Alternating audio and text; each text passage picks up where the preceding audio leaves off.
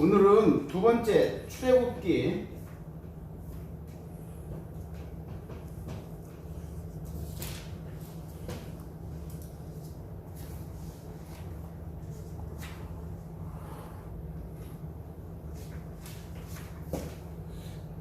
홍해에서 시내산까지입니다.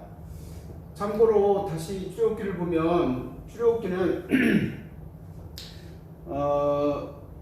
크게 한 세 군데로 나뉠 수가 있어요. 하나는 자 1장부터 40장까지 중에 여기가 20장이라고 할 때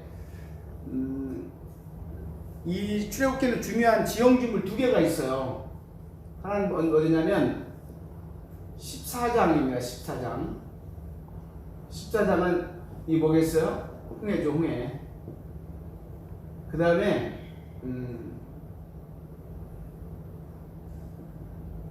19장이 시내산입니다. 시내산. 그래서 이런 그 그림을 머릿속에 두고 강의를 들으시면 좋고요. 또 이 내용을 보면 이제 이제 이거 애굽이죠, 애굽이죠. 요거는 소위 그 홍해 이후에 시나이 반도 전반부죠. 전반부? 좋아요. 그 다음에 이 시내산 이후에 이 부분은 크게 두 가지로 이게 나뉘게 되는데, 하나는 25장부터 35장 요 대략 그렇습니다. 대략 여기는 이제 성막 관련된 부분입니다. 성막. 요 시내산에서 하나님께서 두 가지 명령을 하셨어요. 하나님께서 첫째는 뭐냐면 십계명을 주셨죠. 이건 20장입니다. 두 번째는 뭘 주셨냐면 성막을 주셨어요. 성막은 다음 시간에 다시 말씀드리도록 하고, 성막을 주셨는데 여기 요 부분은 이제 다른 것도 삽입되어 있지만 대로 요 부분은 뭐냐면 성막 설계도 성막 설계도예요. 그리고 이것은 올리압과 부사라를 통해서 모세 감독하에 성막을 짓게 되죠. 그래서 이것은 성막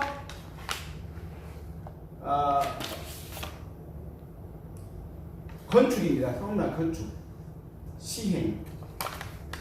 그래서 요 39, 40장에서는 제일 많이 쓰는 말이 뭐냐면 명령하신 대로,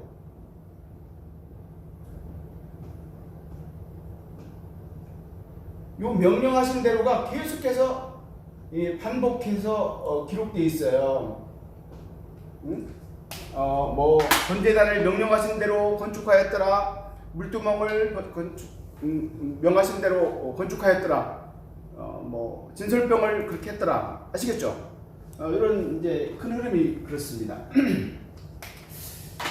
그 다음에 뭐 이 앞에는 간단히 복습드린 뭐예요? 1장은 뭐였어요? 1장은 애굽에 있는 이스라엘 백성의 고통이죠, 고통. 그리고 이제 인구가 팽창해가지고 유아, 남아 살해 정책을 피죠. 그 다음에 2장은 모세의 출생, 그리고 3, 4장은 소명이죠, 소명.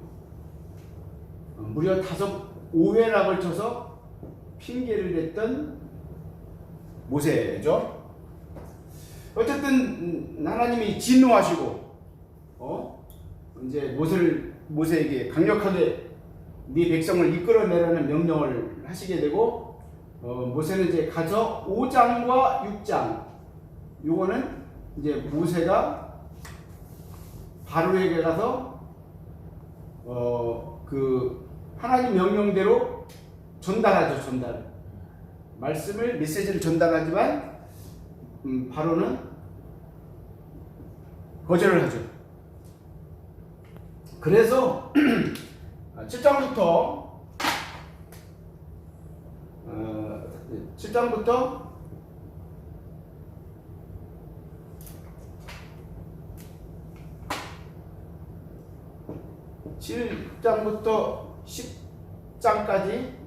10장까지는 9재앙에 대해서, 그 다음에 11장에 이런 말씀이 나오죠. 이제 내가 마지막으로 1절에 마지막 재앙을 내리겠다. 그게 이제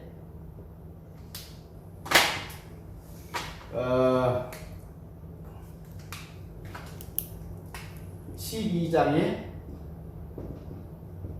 6월절과 로 상징되는 11장의 10번째 재앙이죠.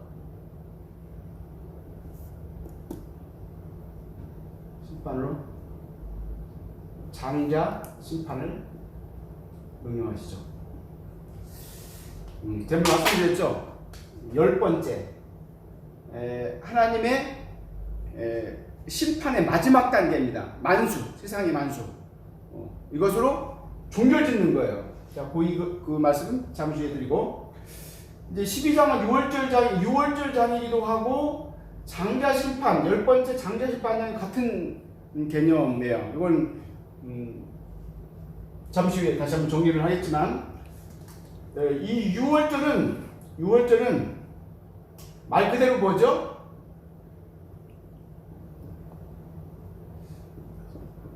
지나가다, 넘어가다, 이런 뜻인데, 이제 죽음이 넘어가는 거죠. 즉 모든 장자를 내가 오늘 밤 죽이겠다. 이제 이 PRP를 하나님께서 주시는데, 6월절 내용은 이렇습니다. 여기서 중요한 거 하나를 말씀드려야 돼요. 12장 1절에 보면 무슨 중요한 날이 하나가 나와요. 이 6월절이 있는 이달이 원래는 12장 1절에 새로운 달력을 주세요. 새로운 달력. 그렇죠? 이달의 첫날을 새해 첫날로 한다 이렇게 돼 있어요. 그러니까 원래는 이게 7월입니다. 7월. 요 이스라엘 달력으로 7월이에요. 7월. 근데 이 달을 뭘로 바꾸는 거예요? 1월로 바꾸는 거예요. 1월. 이것을 성력이라고 그래요. 성력. 뭔지 아시겠죠? 그러니까 새로운 달력이 12월 하나님께서 이 출애굽하기 직전에 새로운 달력을 주세요. 그래서 이스라엘 백성들이 새로운 근거가 되는데, 이제 1월 달이 그러니까 7월인데 1월이 되는 거예요. 그래서 거기 보면 1월 10일 날 10일째 되는 날 그 어린 양이나 염소죠.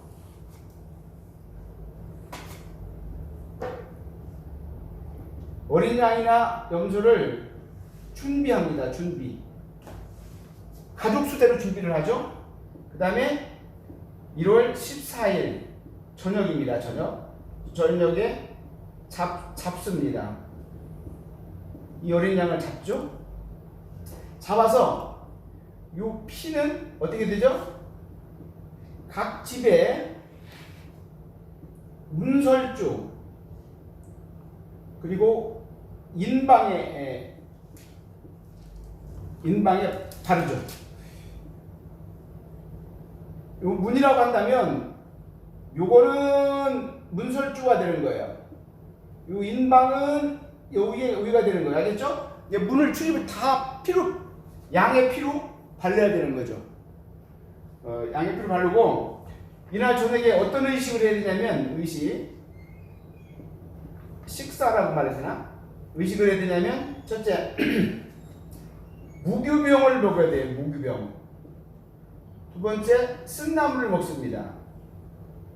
세 번째 여기서 잡은 양고기를 먹습니다. 이건 희생 제물이죠, 그죠? 그래서 이거는 무교병은 누룩이 들어갔지 않았죠? 정결을 의미합니다. 정결과 거룩. 그 다음에 이 쓴나물은 애굽의 고통을 기억해야 된다는 뜻이에요. 애굽의 고통을 기억하라는 거예요. 그리고 양고기는 이 양의 피로 말미암아 양이 죽어서 그 피를 발라서 살았잖아요, 그죠? 그래서 이건 희생을 상징합니다. 희생. 이렇게 해야 되고, 그걸 먹어야 되고, 그 다음에 어떤 자세를 취해야 되냐? 자세? 좀 표현이 그런데 뭐냐면 이걸 먹을 때 신발을 신고 먹어야 되고요. 허리띠를 동이고 먹어야 되고요. 그 다음에 지팡이를 가지고 해요. 이건 뭐예요? 즉각 출발 준비를 해야 되는 거예요. 이건 지팡이는 먼 여행 중에 가지게 되는 거죠. 허리띠를 동인다는 것은 뭐 달리기를 할 때라든지 걸을 때 당연히 돌려야 되죠. 신을 신고 즉각 출발 준비를 하고 막는 거죠. 그래서 요게 이제 6월절 의식이에요. 이런 행사를 하게 하고 또 합니다. 자, 그러면 이렇게 발랐어요. 그 다음 날 어떤 일이 벌어지죠? 다음 날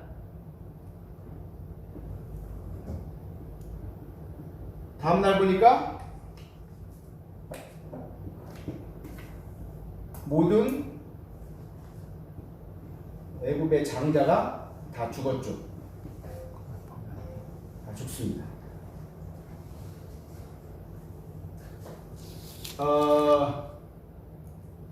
30절인가요? 14장 30절인가요? 그래서 다 죽자 바로가 3절 이하에 보면 바로가 빨리 떠나라 그러죠. 30절인가 31절 대략 좀 그렇습니다. 빨리 떠나라 그러죠. 그 애굽의 백성들도 똑같이 빨리 떠나라 이렇게 얘기를 하죠. 그때 재밌는 현상이 뭐냐면 이스라엘 백성이 뭐라고 합니까? 보물을 내놓으라는 거예요. 보물.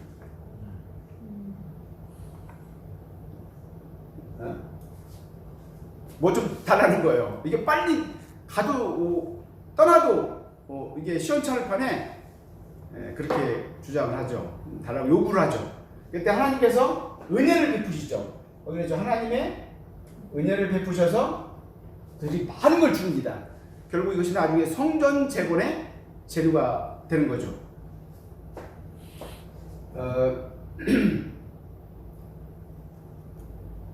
그래서 37절 14장 37절 어떻게 되어 있습니까? 거기서 라암셋에서 숲곳으로 모이고 이때 모인 사람이 얼마예요? 60만 명이 되더라. 이렇게 되죠. 여기서 하나 정리를 해야 될 게 있어요. 중요한 건데 아까 11장 1절에서 이제 내가 마지막 재앙을 보여줄 것이다 그랬어요. 그리고 6월절로 상징되는 10번째 장자 재앙을 허락하잖아요. 여기서 주목해야 될 것은 뭐냐면 왜라는 거예요. 왜 왜 6월절을 왜? 어떤 목적이 있느냐는 거죠. 첫째, 12장, 출애굽 12장 12절을 봅니다. 출애굽 12장 12절을 보면 이 장제 제행을 통해서 완악한 애굽 백성, 애굽인들, 바로 왕을 중심으로 애굽인들이 이스라엘 백성들을 못 나가게 했잖아요, 그죠? 그래서 거기 장자 심판의 목적이 있어요. 심판의 목적. 그리고 거기 중요한 단어가 나오죠. 애굽의 모든 신들을 심판하신다 그랬죠. 이게 중요한 거예요. 애굽의 모든 신을 심판하기 위한 목적이 이 6월절에 있어요. 무슨 아시겠죠? 그러니까 1차적인 목적은 출발하도록, 즉 보내도록, 이스라엘 백성들을 보내도록 하는 데 목적이 있는 거예요. 그 보내는 과정에서 그 완악한 마음을 제어할 수 있는 것은 뭐냐면 그들의 실을 완전히 진멸해 버리는 거예요. 심판해 버리는 거예요. 무슨지 아시겠죠? 그리고 여기 장자 심판이라고 하는데 성경에서는요 전반적으로 이 장자는 전체를 대표합니다. 그러니까 실질적으로는 애굽의 장자들이 죽었지만 이건 어떤 의미를 상징하는 거냐면 애굽의 모든 자손들을 다 심판하고 하나님께서 죽인 것 같은 거예요. 이해가시죠? 그리고 이제 6월절 목적이 이제 이건 1차적인 목적이고요. 2차적인 목적이 뭐겠어요? 이것은 십자가 사건의 예표입니다. 예표. 즉 구약의 십자가 사건이에요. 구약의 십자가 사건입니다. 이따 이 정리를 다시 마지막에 하도록 할게요. 그렇게 해서 이제 바로가 떠나도록 하고 또 많은 보물을 얻고 그래서 출발을 해서 여기 있죠. 람셋에서 숫곳으로 모였다. 이게 출애굽기 14장 27절쯤 되죠? 27절쯤 됩니다. 그리고 이제 13장에 가서는 숫곳에서 여기 있죠. 여기. 이게 저기 잠깐 12장이죠? 12장. 출애굽기 12장 37절쯤 됩니다. 그래서 이동하고 숫곳에서 이쪽으로 여기까지 이동하는 것이 뭐냐면 이게 출애굽기 13장이에요. 13장. 근데 이 출애굽기 13장에서 중요한 게 하나가 있어요. 중요한 게 출애굽기 13장 17절은 아주 중요합니다. 왜 중요하냐면 하나님께서 이스라엘 백성들을 출애굽시키는 이 과정에서 여기서 지금은 여기 이제 수에즈 운하가 있어요. 지금은 수에즈 운하가 있어가지고 지중해와 이 인도양이 연결되어 있어요. 그렇지만 당시는 이게 육지잖아요. 육지. 근데 이곳에서 직접 가나안 땅으로 이렇게 이동을 하면 가깝잖아요. 그런데 왜 이스라엘 백성들을 이렇게 이동을 시켰느냐 하는 이유입니다. 이유. 그러니까 왜 홍해인가? 왜 홍해를 건너도록 했는가예요. 그 이유는 뭐죠? 여기는 이 지역은 블레셋이 이 지역은 이 블레셋이 장악했는데 이 블레셋 원래가 그 해적 출신들이에요. 해적 출신들. 여기는 안 나왔지만은 저기 그레데 지역에서 활동하던 이 지중해에서 활동하던 해적 출신들이 여기 와서 자리 잡고 있는데 상당히 야성이 강하고 거칠어요. 그래서 사무엘상에 나오는 여러 싸움이 있어요. 4차례에 걸친 큰 전쟁이 있어요, 이스라엘에. 그게 다 블레셋입니다. 그 중에 3차가 이제 골리앗과 다윗의 전투죠.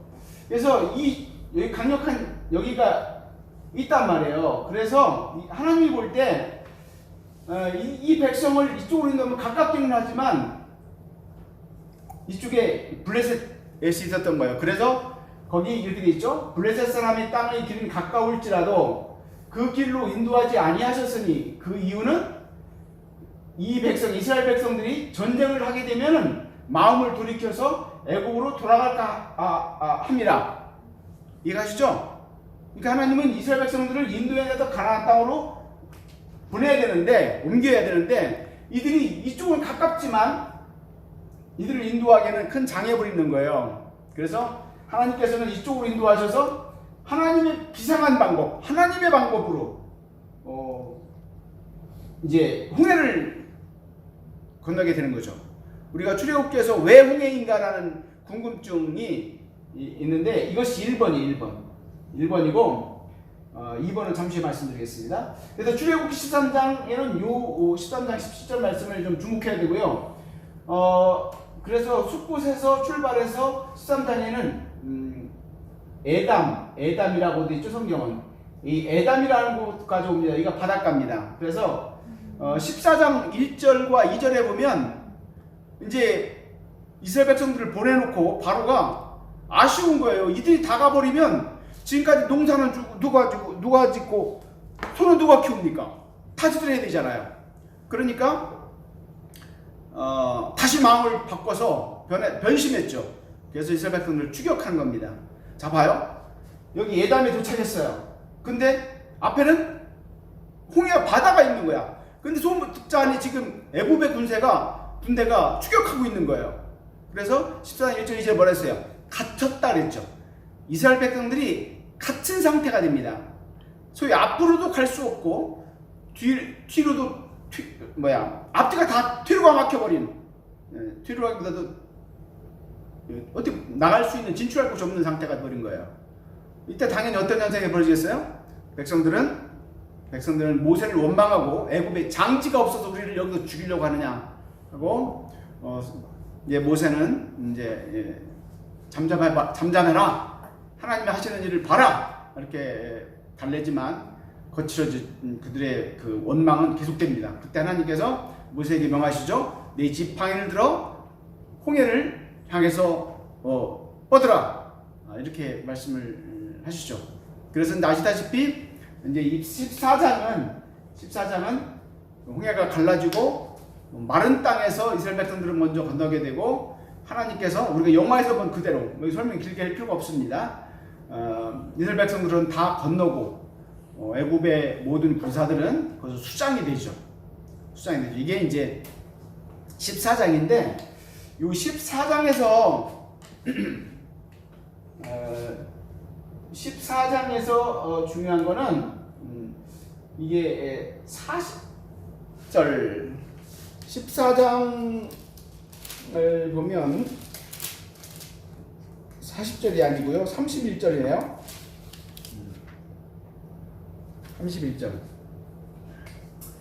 31절에 보니까 뭐라 했어요?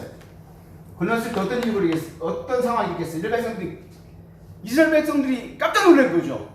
그래서 한번 읽어주실래요?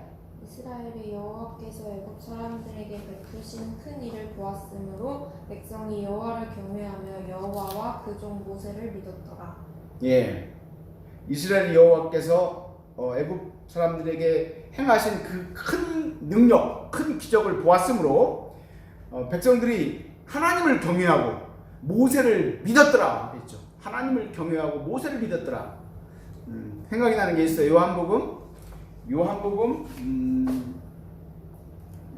20장 29절 누가 나올까요? 도마가 나오죠. 도마가. 너는 나를 본고로 믿느냐? 보지 않고 믿는 우리가 복되다. 아멘. 그렇습니다. 자, 여기서 이제 짚어나가야 될 두 가지가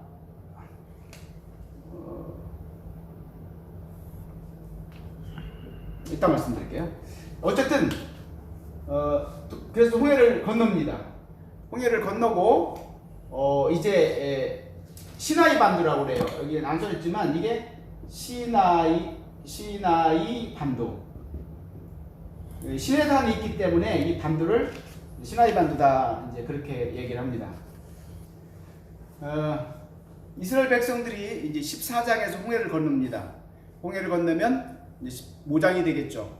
15장은 전반부 후반부로 나뉘는데 15장 전반부는 모세가 홍해를 건넌 이후에 그 체험했던 하나님의 역사를 목도하고 하나님을 찬양하지 않을 수가 없죠. 그래서 하나님을 찬양하는 내용, 찬양시가 출애굽기 15장 전반부고요.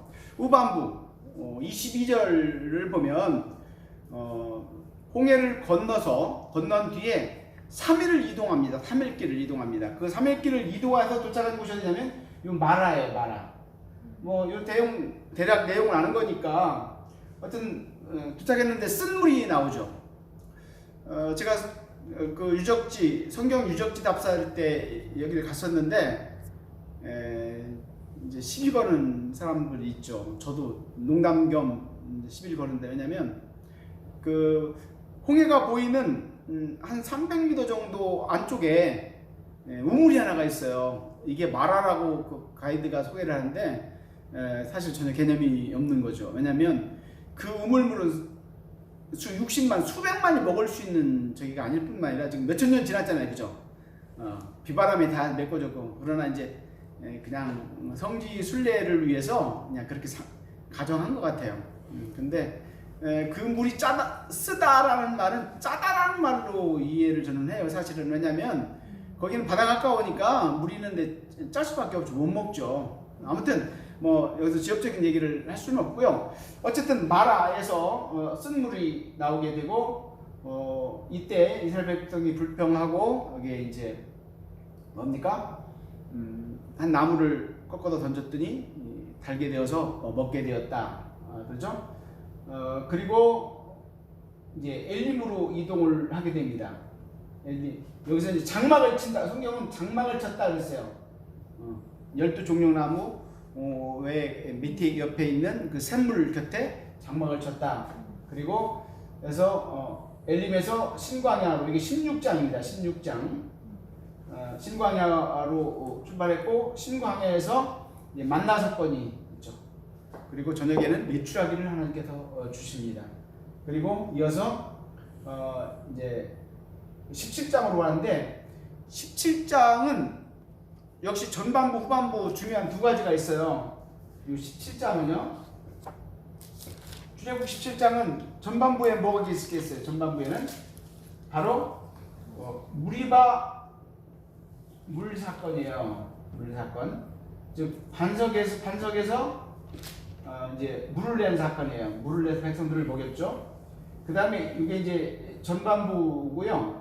17장 후반부는 뭡니까? 아말렉 전투예요. 아말렉 전투. 모세가 기도할 때 전쟁은 이겼고 아말렉과 전투에 나가는 건 이제 젊은 청년 여호수아 그리고 뒤에서 그 산에 높은 산에 올라가서 모세가 두 손을 들고 기도하고 아론과 훌이 이제 받쳐줘서 손을 들고 기도하면 이기고 힘이 없어서 내리면 이제 지고 왔던 그 장면 내용은 여러분들이 알 겁니다. 그래서 17장은 두 사건입니다. 그리고 18장은 이제 그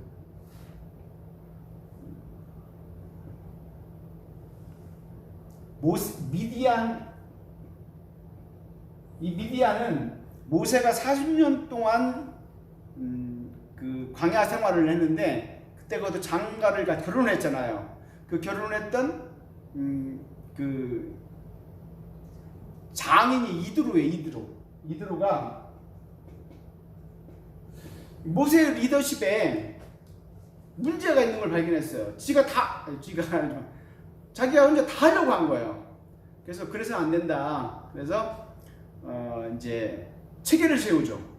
10명씩 그룹을 쪄서 리더를 세우고 100명의 리더를 세우고 1000명의 리더를 세우고 그래서 10부장, 50부장, 100부장, 1000부장 이걸 세워서 해야지 언제 다 하겠냐. 넌 중요한 것만 해라.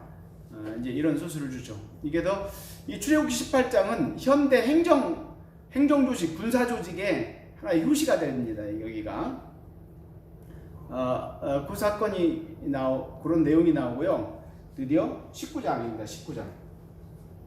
이 19장.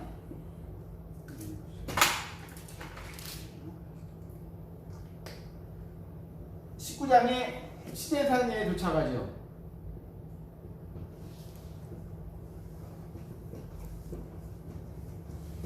1절에 뭐라고 되어 있습니까? 1절에 이스라엘 자손이 애굽 땅에서 나올 때부터 제3월 곧 그때에 그들이 시내 광야에 이르니.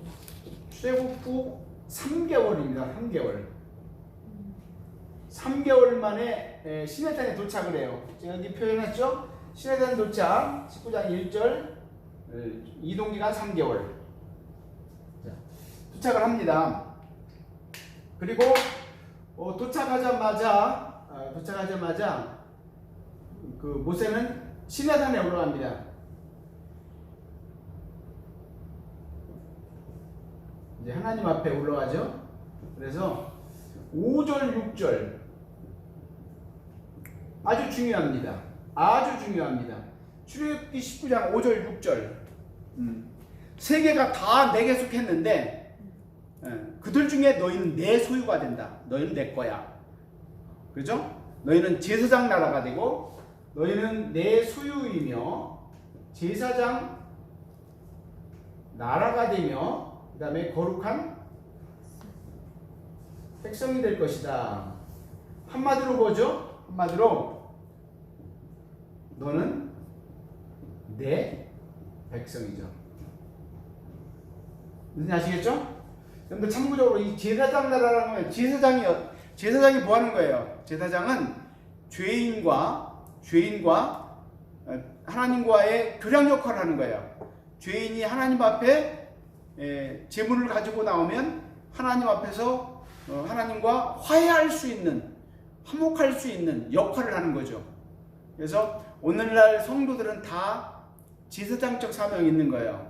즉 아직 회개하지 않은 세상의 죄인들을 하나님 앞에 나갈 수 있는 길을 안내하는 그 제사장은 제사를 드렸다면 우리는 십자가에 죽으신 예수 그리스도의 그 복음을 전함으로 제사장적 사명을 감당하는 거죠. 오늘은. 자, 아무튼 5장 6절에 19장 5절 6절에 이 중요한 부분이고요. 그 다음에 20장은 십계명이죠. 좋아요.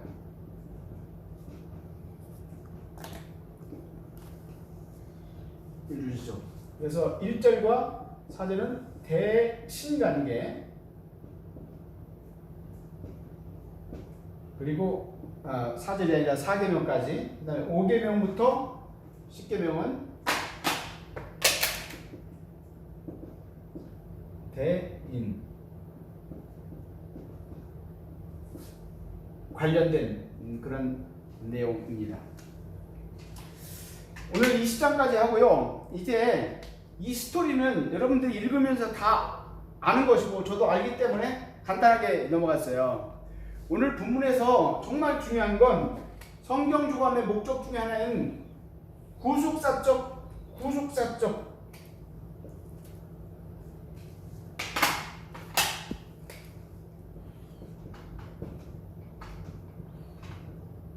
이해예요. 구속사적 이해.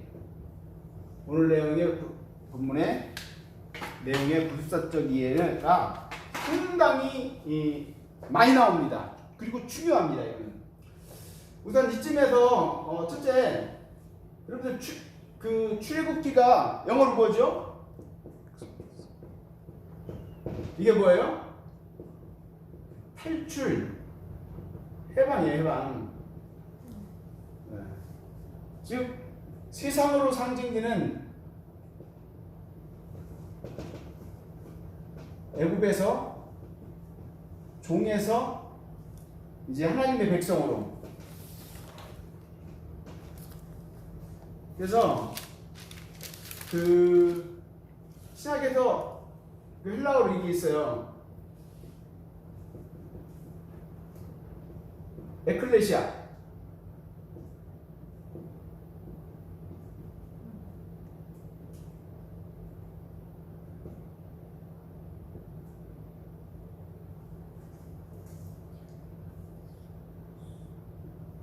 에클레시아. 왜냐면 이게 세상 밖으로 불러내다는 뜻이거든요. 똑같은 개념이에요. 그러니까 이 출애굽기는 오늘날 구속사역의 모형이에요. 구속사역의 모형. 무슨 뜻인지 아시겠죠?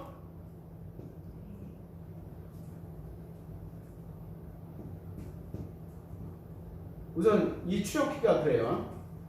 그 다음에 두 번째 중요한 건데 홍해입니다. 홍해. 홍해 사건은 신학적으로 어떤 의미가 있을까요? 홍해 사건은 죄송합니다. 홍해 사건보다 6월절 사건을 먼저 해야 돼요.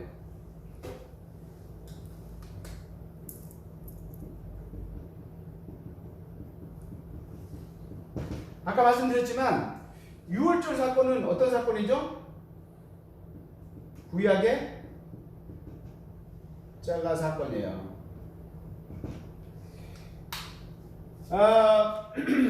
여기서 중요한 게 뭐냐면 어린 양을 6월절날 잡는 거잖아요. 6월절날 잡아서 문설주에 피를 바르고 고기를 먹는 의식이 6월절 어린 양이란 말이에요. 이 어린 양은 예수 그리스도를 상징해요. 요 근거 어딨냐면 요한복음 1장 29절에 보면 사도 요한이, 세례 요한이 그러죠. 보라, 세상 죄를 지고 오는 하나님의 어린 양이다. 하나님의 어린 양. 여기서 지금 부르는 어린 양은 같은 개념입니다. 그러니까 신약의 어린 양 대신 세상 죄인들을 대신하여 대속의 십자가에서 죽으신 예수 그리스도가 인류를 구원했듯이 그를 믿는 자를 구원한 건 정확하게 말하면 예수 십자가에 돌아가셨기 때문에 인류를 구원한 거 맞지만 정확하게 말하면 예수 그리스도를 믿고 영접하는 사람이 구원을 받는 거잖아요. 이때는 마찬가지예요. 6월절 밤에 그 문설주에 피를 바른 가정은 누구나예요. 만약에 말입니다. 애굽인 중에 누군가가 이 사실을 듣고 나도 해야 되겠다 해서 자기 집에 문설주에 애굽인입니다. 이스라엘 백성이 아닌 애굽인이 누군가 그 집에 문설주에 피를 발랐다면 그 집은 장자가 사는 거예요. 그러니까 그 어린 양의 피의 희생인 거죠. 물론 하나님의 은혜이지만. 그래서 이 6월절 사건은 구약의 십자가 사건이고 여기에 중요한 문설주와 인방에 발랐던 피를 상징하는 어린 양은 예수 그리스도를 상징하는 거다라는 겁니다. 이해가시죠? 그 다음에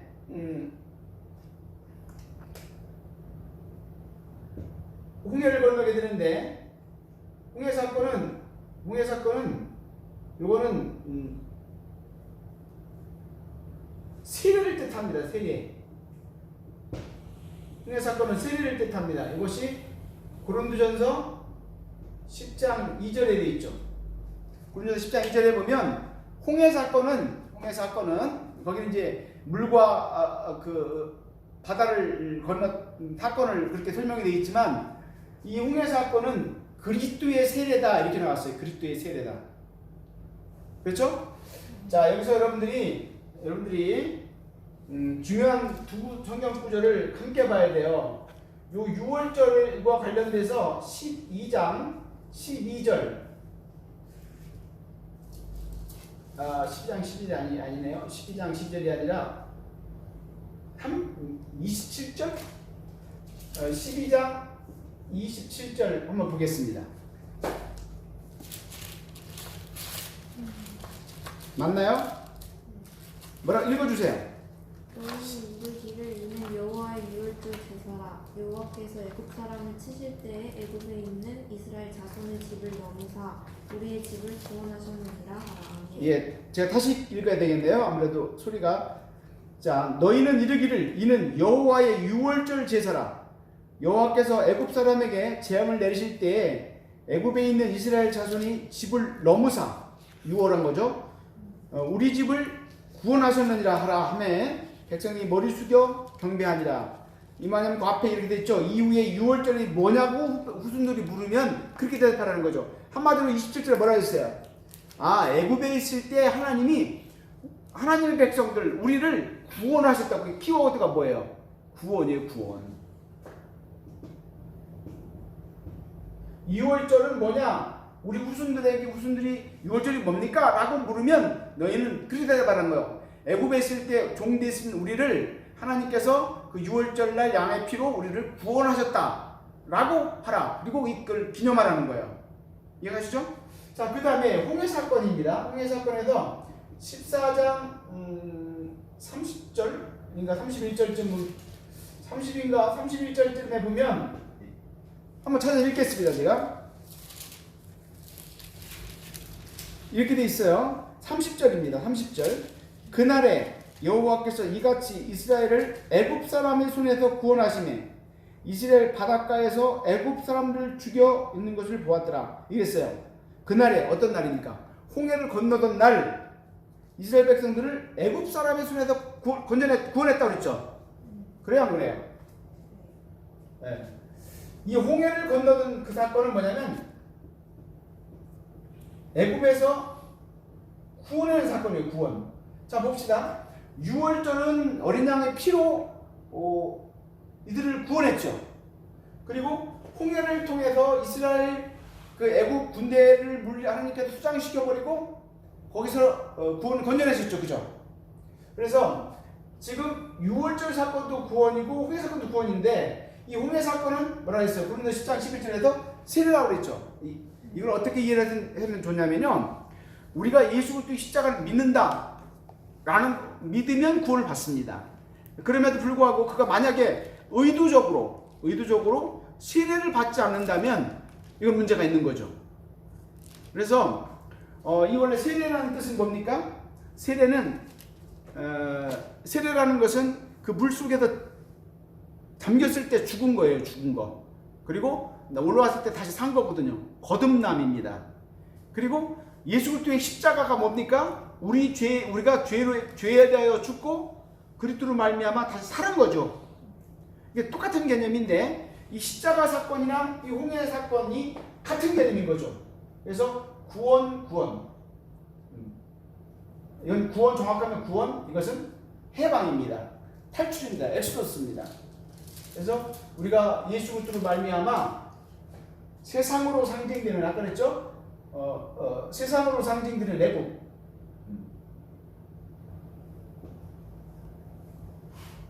애굽에서 구원하신 거죠. 예수 그리스도로 말미암아. 그 다음에 이제 그 사건 중에 뭐냐면 이제 만나 사건이죠. 만나.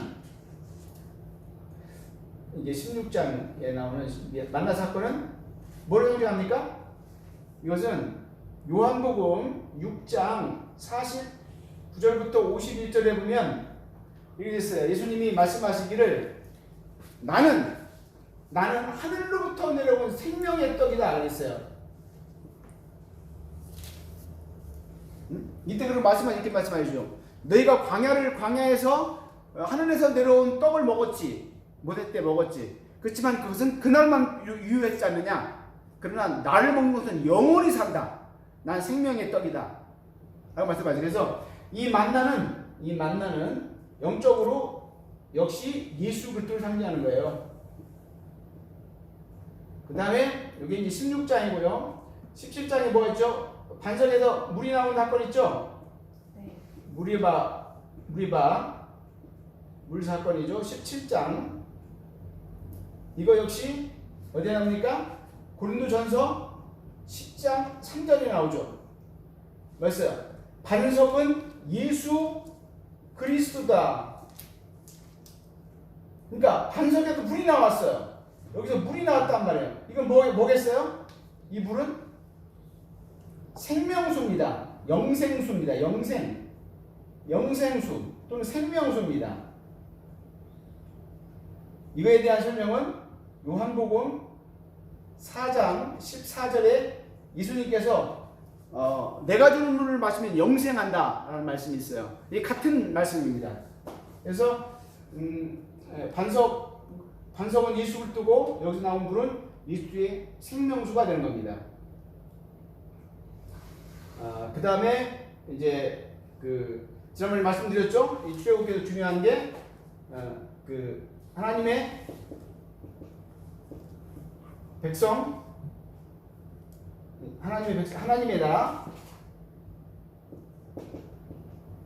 3요소, 하나님의 나라 3요소가 다 드러나게 되는 거예요. 드러나게 되는 거죠. 첫째 뭐라 했어요?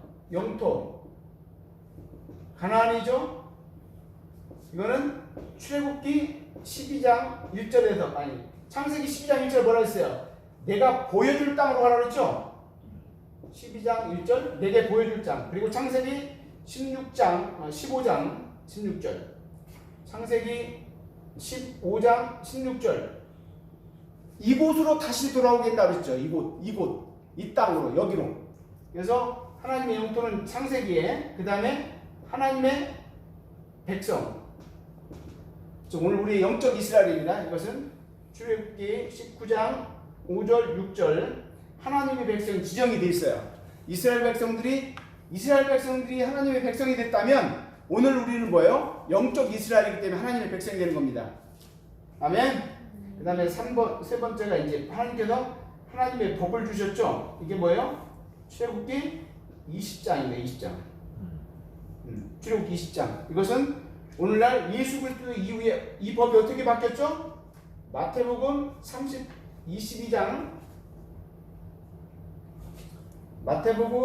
22장 37절부터 41절. 하나님을 사랑하는 첫째 계명이고 내 이웃을 내 몸같이 사랑하는 것이 둘째 계명. 그래서 10계명이 2계명으로 신약에 와서 압축이 되는 거죠. 오늘 출애굽기를 통해서 구원받은 이스라엘 백성, 애굽으로 상징되는 세상에서 구원받은 이스라엘 백성에게 두 가지 영적 모형이 있는데 하나는 유월절이고 하나는 홍해 사건이었습니다. 그리고 인생의 광야를 갈 때 꼭 필요한 그것은 인간의 영적 양식인, 우리 성도의 영적인 양식인 영적 만나인 하나님의 말씀, 즉 예수 그리스도의 말씀이라는 것과 또한 우리가 영적인 목마름을 채울 수 있는 것 역시 영생수, 영원한 생명수를 우리에게 영원히 공급하시는 예수 그리스도의 생수, 즉 예수 그리스도의 말씀이라는 사실입니다. 오늘 출애굽기 두 번째 시간으로 이제 홍해부터 시내산까지에 대해서 말씀을 나눴고요. 다음 시간에는 이 시내산에서 이제 1년을 치료하게 됩니다. 이스라엘 백성들이. 시내산에서 있었던 일에 대해서 조감하도록 하겠습니다. 이상 마치겠습니다.